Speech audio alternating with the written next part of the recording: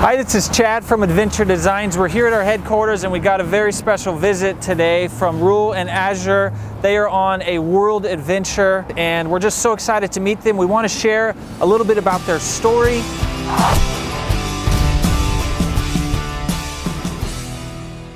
It's been so fun meeting them. Can you tell us, first of all, what bikes are you guys riding? Hi, I'm Roel from the Netherlands. This is my Africa Twin, and yeah, it's taken me around the world. V-Twin 750. It's an amazing bike, cult bike in Europe, and it's taken me over the world for 4 years now, over 130,000 miles, and yeah, it's an amazing bike. And how about you? I'm Azure O'Neill. This is my 1989 Honda Transalp. For me, I'm a fairly short in stature female, and it was really important to find a bike where I could actually touch the ground. We found this one in North Carolina, and it's been completely decked out pretty much, and we just kind of keep adding as we go along, and it's been fantastic. Just started riding in July and I've put 14,000 miles on her so far. Awesome, awesome. Well, we're going to give these bikes a look over. They've done a lot of really neat things on them. We're going to head inside and learn more about what they're doing on these two amazing bikes together. So let's head on in. All right, we're here indoors. I wanted to sit down with both of you and just hear a little bit more about what you're doing and why you're doing it. It just inspires us as riders ourselves here at Adventure Designs, and then also all of our friends and customers that love to ride, have adventure bikes like your bike. We just want to hear more about what you're doing. So first off, why don't you help us understand how this all started? I was 21 and my best friend had a bike, and it was an Africa Twin as well. So we went on this ride through Europe for 6 weeks, and we met this American guy on a Ducati streak going around the world. And he worked for a year as a computer whiz kid and then traveled for 2 years. And well, that inspired me. That was great. And after coming back from that ride, I was like, I can do this for longer. And I had this dream to go to Australia. I figured, why not take the bike? So ride overland to Australia. Didn't do a lot of planning. The most difficult part was actually making the decision to go, quit all the bureaucracy around you, all the paperwork. But once that was done, it was great. It was just amazing. And then you start worrying about the countries that our governments tell us not to go. People in the countries before countries say, oh, it's dangerous there. And one example would be Turkey, where the people in Ankara said, oh, don't go east, that and that road, they're gonna shoot you, they're gonna kill you, bad things will happen. I went there, and of course the bike broke down, the regulator. Anyway, people found me and they fixed it, and instead of making me pay for it, they put me into a hotel during 4 days in a place where I should have gotten killed. Like, for sure, I couldn't spend $1. I made a picture in a bakery, in a local old bakery, like the old-fashioned way of making it, and I wanted to buy bread as a just nice gesture. No, here you go. The biggest thing about this whole adventure was people all around the world are just amazing, and don't let that scare you away, because that is just 99% of people are good. If you are good, then they will be good as well. And bike breakdowns, if a bike breaks down, that's great, because that's where you need to be. You need to experience something or meet someone, and it has worked out like that for 4.5 years. It's been an amazing experience. That's awesome. So how long were you traveling alone? A couple of days, and I met some American guys that were going via Russia, and then I was on my own again, and you keep meeting other adventurers on the road. I met a girl in Turkey.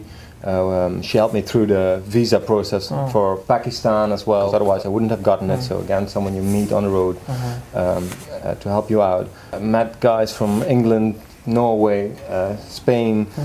So you ride a lot alone, but you also team up. And then when you want to be on your own again, you go separate ways. And that's the great way. Like, if you go as a group, you will have to take a lot of people into account. So doing it on your own is in a way amazing.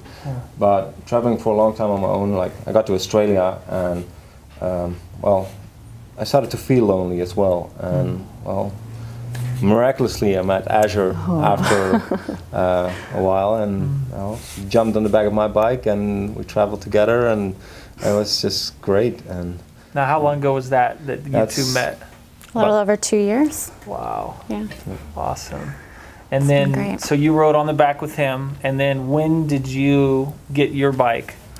I rode on the back with him and was, you know, converted to motorcycle travel. It's, I think, just the best way to be able to experience anywhere you are. It doesn't matter what country, it doesn't matter what, I don't know, area, nature, city, anything, you're really part of it. And I loved being on the back. It was great to be able to hang out, you know, stargaze at night, take pictures during the day.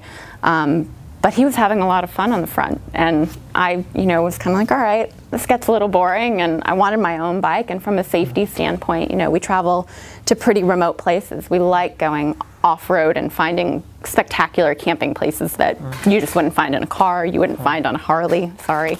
You know, and that's an amazing part of it. And it's good to have two bikes if you're gonna ride out into the middle of nowhere and say something happens to one, at least you've got another to get you out and get someplace. So, and there's no way I could ever ride his bike, so I needed something that I could manage on my own in case he needed help or anything like that. Wow. That's just my little angel on a bike. That's awesome. Look after me. So you got your bike how long ago?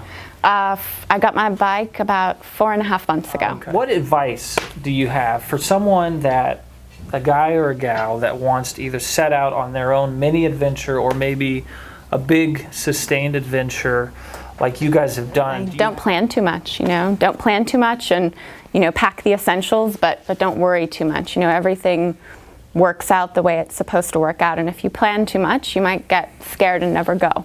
You know, there's a lot of variables to think about, and ultimately what we've found is that everything works out. You know, if you need a part for your bike and you can't get it right away, then you're stuck someplace. And we've both met the most incredible people that way through our travels, and yeah, you work it out as you go, really, and it's probably one of the most rewarding things because the universe conspires really to bring together people and experiences that will help you, you know, on your journey, but help you grow as a person too. And another thing would be, a lot of it is, in the bike world, is pack light, which is, I definitely understand because it's great to go dirt roads and all that stuff, but also make sure you have some comfort if you want to do it for a longer period of time. Again, the Americans I met on my first week, like they were on the road for a while already. They were jealous of my tent. I had a 3-person tent, and you know, all my stuff, I wanted to have it in my tent. And he had this coffin-like tent. And you know, if you have to get in that coffin every night, rain or shine, it takes away the joy, it takes away the fun. So don't overdo packing light, I would say. Just bring some comfort, and that will make it last and will make you enjoy it better, I think. Now I notice you're wearing Klim. We here at Adventure Designs are major believers in Klim. It appears you guys are too. Can you just mention why you chose Klim and how it's been for your travels? We ended up in Idaho, in Rigby, and we went for a tour of their research and headquarters. And while we were fascinated with the people there, everyone was so passionate about what they did, and they wanted to make the best of the best stuff. And everyone rides too, or loves someone who rides. Awesome. So, you know, everyone has a vested interest in really putting out the absolute best quality product that can be made. So. Yeah. And after trying it on, again, it's a safety thing. Like, you don't want to like safe on, sort of. The jacket is just amazing. Like, the safety features are state of the art, best of the best. And well, it's a joy to wear the stuff, and the layering system they have, it just works. It's been great. So yeah. Awesome. It makes me feel a lot safer on the road. Yeah. That's awesome. It is. And they're coming out with their first women's touring suit in February. So I'm really excited about that. We got to meet, you know, the designers and the developer, and just, you know, the thought that they put into every tiny little detail that, you know, you care about as a motorcyclist, but also as a female. I'm really excited to see that come out and to check it out. We've got a lot of female riders that are anxiously awaiting. There's a real hole in the market for a true women's adventure suit that's waterproof, vented, the quality that you described, yeah, we can't wait for that to come out. We went all over the east coast of the United States looking for a riding suit for me, and couldn't find anything that was versatile enough to take around the world. And this Klim suit is going to be. The ventilation's fantastic. It's waterproof, like you said, and you don't need to carry, you know, different layers to make it waterproof. It just is. So, you know, you have all the layering possibilities underneath that, which Klim does a great job with as well. Now, for us to follow you, we love to follow you, and I'm sure some of our friends that are watching would love to follow you guys. Where can we hear about your travels and see pictures? We post to myticketoride.com. I'm a big Beatles fan, so when we first started, you know, trying to think of a handle, that was what I came up with, and he was like, oh yeah, all right. So we post to myticketoride.com. We have a blog there. We have a spot tracking system too, so you can see where we are at any moment, or if you want to figure out where some amazing camping place was that we posted a picture of, you can just go there and check it out.